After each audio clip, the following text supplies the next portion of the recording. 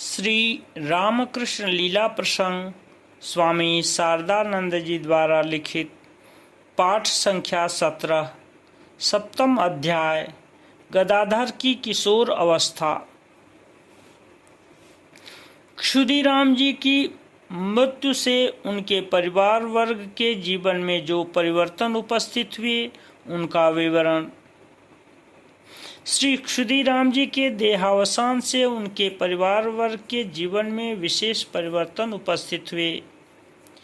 विधि के विधान से दीर्घ 44 वर्ष तक सुख दुख में श्रीमती चंद्रा देवी के जो जीवन सहचर थे उनसे वियुक्त होकर अब संसार को शून्य देखना तथा अपने हृदय में चिरस्थायी रूप से एक अभाव का प्रतिक्षण अनुभव करना उनके लिए निस्संदेह स्वाभाविक था। इसलिए श्री रघुवीर के पाद पद्मों की शरण लेने में सदा अभ्यस्त उनके मन की गति अब संसार को त्याग कर उस ओर निरंतर प्रवाहित होने लगी। किंतु मन सब कुछ छोड़ने को प्रस्तुत होने पर भी जब तक समय पूर्ण नहीं होता तब तक संसार उसे कैसे छोड़ सकता है। 7 वर्ष के पुत्र गदाधर तथा 4 वर्ष की कन्या सर्वमंगला की चिंता के सहारे पुनः संसार उनके अंदर प्रविष्ट हो उनके चित्त को दैनिक जीवन के सुख दुख की ओर धीरे धीरे आकृष्ट करने लगा। अतः श्री रघुवीर की सेवा तथा कनिष्ठ पुत्र कन्या के पालन में नियुक्त हो श्रीमती चंद्रा देवी के दुख के दिन किसी प्रकार बीतने लगे। दूसरी ओर पितृवत्सल राम कुमार जी के कंधों पर अब संसार का सारा बोझ आने के कारण उनके लिए वृथा शोक में कालक्षेप करने का अवसर न रहा, जिससे शोक संतप्ता जननी एवं अल्पवयस्क भाई तथा बहन को अभावग्रस्त होने के कारण किसी प्रकार का कष्ट न हो। 18 वर्ष के मध्यम भाई रामेश्वर स्मृति शास्त्र तथा ज्योतिषादि का अध्ययन समाप्त करके घर में आर्थिक सहायता कर सके तथा स्वयं भी जिससे पहले की अपेक्षा अपनी आय को बढ़ाकर पारिवारिक स्थिति को उन्नत बना सकें।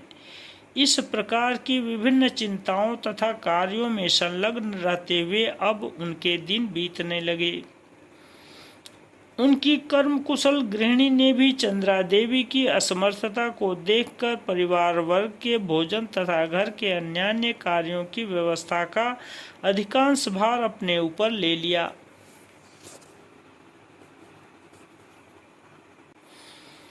उक्त घटना से गदाधर की मानसिक स्थिति। विज्ञ व्यक्तियों का कहना है कि शैशव काल में मातृ वियोग, किशोर अवस्था में पितृवियोग तथा यौवन में पत्नी वियोग से जीवन में जो अभाव उपस्थित होता है वैसा संभवतः और किसी घटना से नहीं देखा जाता।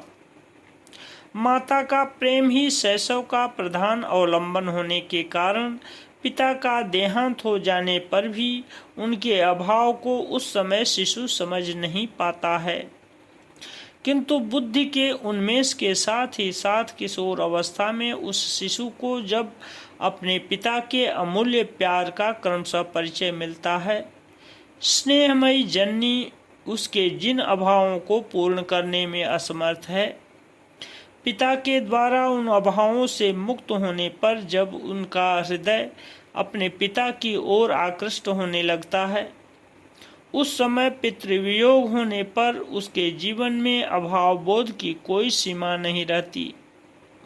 पितृवियोग से गदाधर की अवस्था भी वैसी हुई।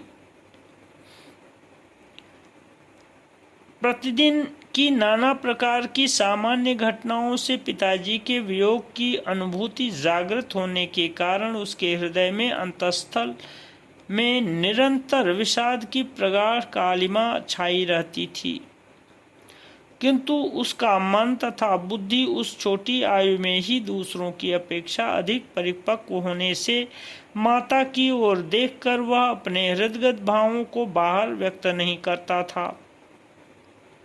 सब कोई यह देखते थे कि बालक पहले की तरह सदा आनंद पूर्वक हंसी खुशी में दिन बिता रहा है।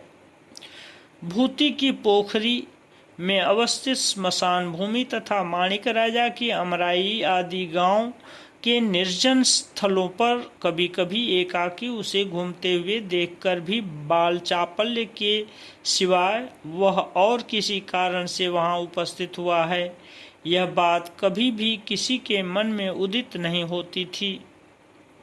परंतु बालक उस समय से ही चिंतनशील तथा निर्जन प्रिय होने लगा तथा सांसारिक व्यक्तियों को अपने चिंतन का विषय बनाकर उनके आचरणों को विशेष ध्यानपूर्वक देखने लगा। उस समय चंद्रा देवी के प्रति गदाधर का आचरण संसार में एक सा अभाव बोध ही मानव को परस्पर के प्रति आकृष्ट करता है। इसीलिए संभवतः बालक को उस समय अपनी माता के प्रति एक विशेष आकर्षण का अनुभव होने लगा। पहले की अपेक्षा वह अधिक समय उनके समीप रहने एवं देव सेवा तथा घर के कामकाज में उनकी यथासाध्य सहायता करने में विशेष आनंदानुभव करने लगा। गदाधर के समीप रहने पर जननी अपने जीवन के अभाव को प्रायः भूली रहती थीं। इस बात को समझने में बालक को विलंब न लगा, किंतु माता के प्रति उस समय उसका आचरण कुछ भिन्न प्रकार का होने लगा। पिता के न रहने के बाद अब बालक चंद्रा देवी से किसी वस्तु को प्राप्त करने के लिए पहले की तरह कभी भी हठ नहीं करता था। उसे इस बात का ज्ञान था कि माँ उस वस्तु को देने में असमर्थ होने पर शोकाग्नि से पुनः पीड़ित होगी तथा उससे उनको विशेष कष्ट का अनुभव होगा। तात्पर्य यह कि पिता के वियोग में जननी की सर्वदा रक्षा करने की भावना उसके हृदय में जाग उठी।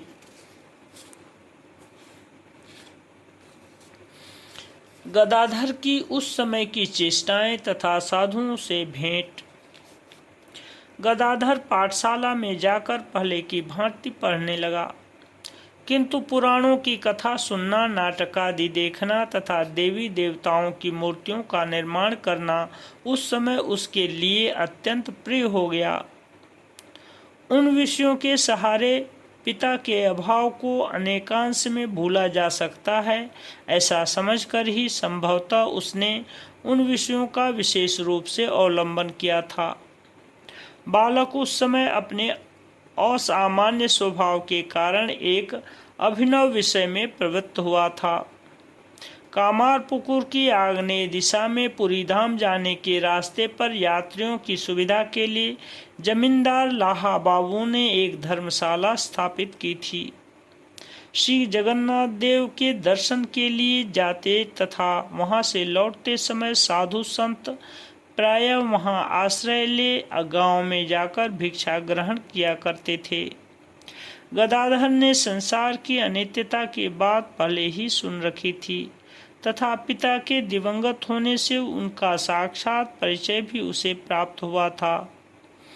साधु संत अनित्य संसार को परित्याग कर श्री भगवान के दर्शनाकांक्षी हो समय व्यतीत करते हैं एवं साधु संग मानव को चरम शक्ति प्रदान कर कृतार्थ करता है।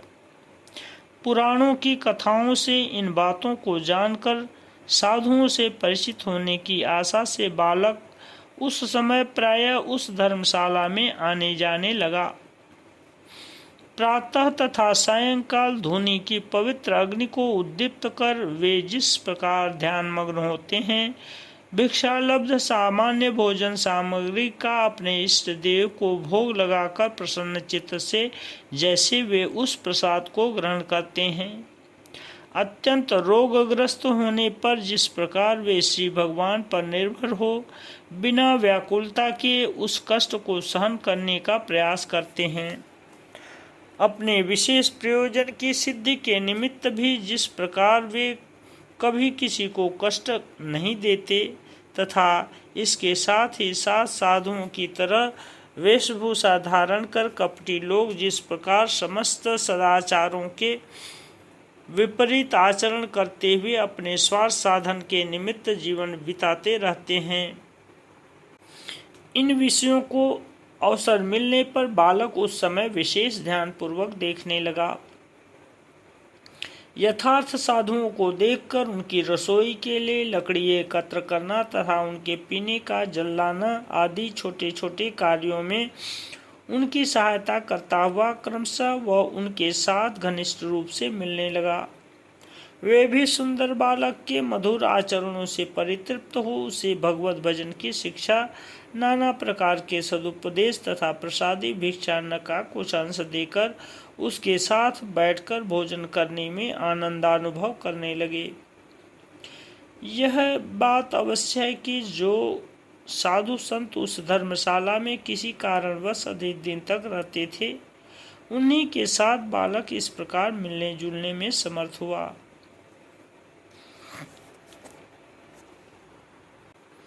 साधुओं से मिलने के कारण चंद्रा देवी की आशंका तथा उसकी निवृत्ति। गदायु जिस समय 8 वर्ष की थी, उस समय कुछ साधुओं को अत्यधिक मार्गश्रम अथवा अन्य किसी कारण से लाहा बाबुओं की धर्मशाला में अधिक दिन तक रहना पड़ा था। बालक उपरोक्त रूप से उनके साथ मिलजुल कर बहुत शीघ्र ही उनका प्रेम पात्र बन गया। उनसे उसकी इस प्रकार मिलने की खबर प्रारंभ में किसी को विदित न हुई, किंतु बालक जब उनके साथ घनिष्ठ रूप से संबंधित होकर उनके समीप अधिक समय तक रहने लगा, तब किसी से वह बात छिपी न रही। किसी दिन उनके साथ अधिक भोजन करने के पश्चात घर आकर वह कुछ भी नहीं खाया करता था। जब चंद्रा देवी ने इसका कारण पूछा, तब उसने सब कुछ उनसे निवेदन किया। श्रीमती चंद्रा देवी यह सुनकर सर्वप्रथम तो उद्विग्न न हुई। बालक के प्रति साधुओं की प्रसन्नता को आशीर्वाद स्वरूप मानकर वे उसके द्वारा अधिक भोजन सामग्री उनके समीप भेजने लगीं। किंतु तदनंतर बालक जब किसी दिन भस्म विभूषित होकर, किसी दिन तिलक लगाकर और किसी दिन अपने पहनने के वस्त्र को फाड़कर साधुओं की तरह कौपीन पहनकर या पंछा लपेटकर घर आकर, माँ देखो साधुओं ने मुझे कैसे सजाया है, कहकर उनके सम्मुख उपस्थित होने लगा, तब चंद्रा देवी का मन अत्यंत उद्विग्न हुआ। वे सोचने लगीं कि कहीं साधु लोग किसी दिन उनके पुत्र को भुलावा देकर अपने साथ तो नहीं ले जाएंगे। इस प्रकार की आशंका को गदाधर के समक्ष व्यक्त कर एक दिन वे आंसू बहाने लगीं। बालक नाना प्रकार से समझाकर भी उन्हें शांत न कर सका। तब उसने अपने मन में साधुओं के समीप फिर कभी न जाने का संकल्प किया और जननी से यह बात कहकर उन्हें निश्चिंत किया। अनंतर इस संकल्प को कार्य में परिणत करने से पूर्व गदाधर अंतिम विदा लेने के लिए साधुओं के समीप पहुंचा। साधुओं के द्वारा इस बात का कारण पूछे जाने पर उसने जननी की आशंका की बात उन्हें बतलाई। सुनकर गदाधर के साथ वे श्रीमती चंद्रा देवी के समीप उपस्थित हुए। उन्हें विशेष रूप से समझाकर कहने लगे कि गदाधर को इस प्रकार अपने साथ ले जाने का संकल्प उनके मन में कभी उदित नहीं हुआ है तथा माता पिता की अनुमति के बिना इस प्रकार अल्पवयस्क बालक को अपने साथ ले जाना उनकी दृष्टि में अपहरण रूप महान अपराध है तथा किसी भी साधु के लिए यह कार्य अनुचित है। इस बात को सुनकर चंद्रा देवी के मन में पूर्व आशंका का आभास मात्र न रहा तथा साधुओं की प्रार्थनानुसार उन्होंने बालक को उनके समीप पहले की तरह जाने की अनुमति दी। ओम शांति शांति शांति।